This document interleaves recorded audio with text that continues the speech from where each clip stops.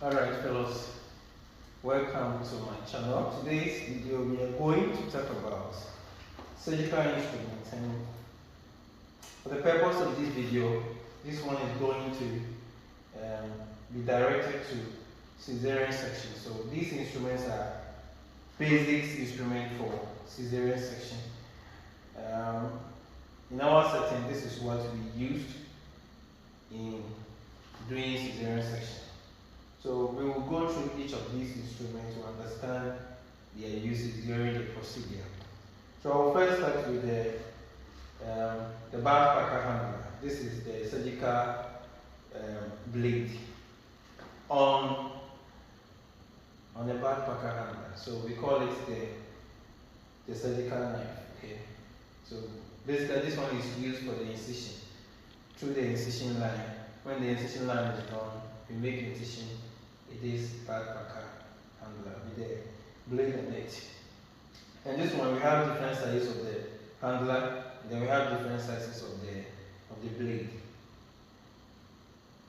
Okay, so after you make incision, possibly bleeding will start, and you might want to occlude some blood vessels that are exposed. So we use small arteries, or what we call the mosquitoes. So they are small in nature. Some are curved and some are straight. So this one is curved and this one is straight. And with the straight one, mostly they are flat. There is no serration on them. So depending on the type of tissue you want to occlude, or the type of artery or vein you want to occlude, that you choose whether you want to go with the curve or the straight. So that is the use of the artery faucet. Okay, so after the uterus has been exposed, you will have to make incision through the uterus to remove the baby.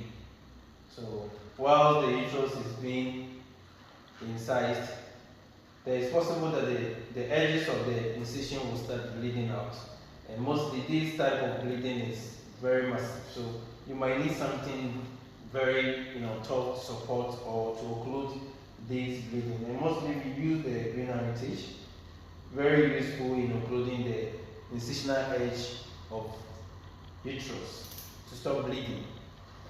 Right, so that is the basic use of the green hermitage in cesarean section. And after the baby is being removed, you might want to start suturing back the tissue, putting the tissue back together to be able to save both the patient and then the baby. So whilst you want to suture both the tissues together, you have to protect some delicate tissues.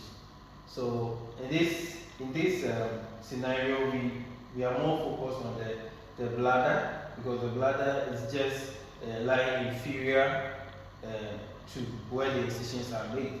So you use the bladder retractor. We call it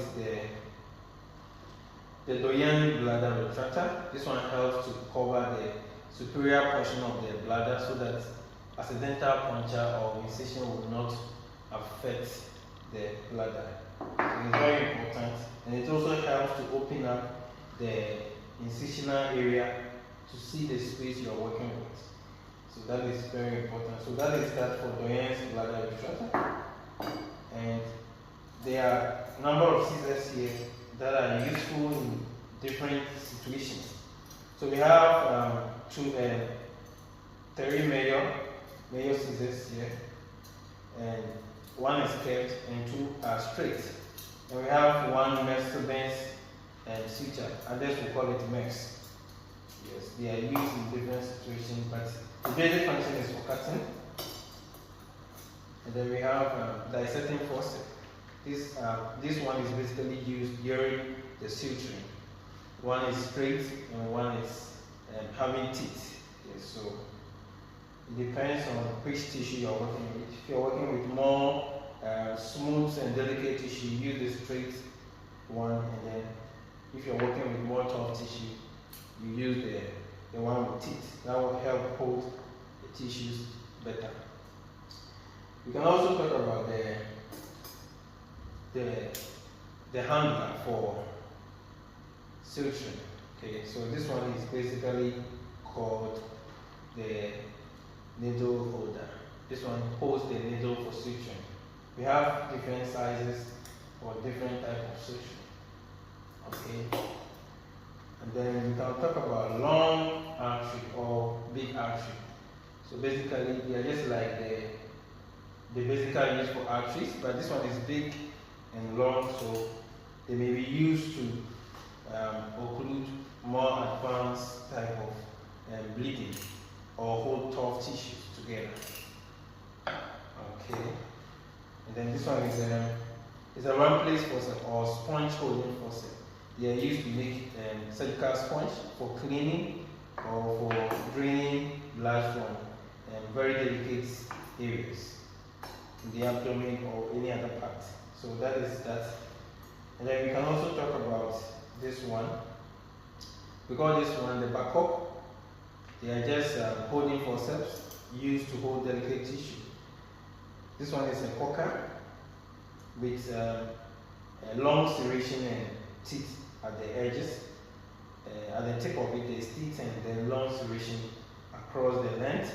This one is very good in holding tissue or trying to open up tissue. You can use it to hold it up.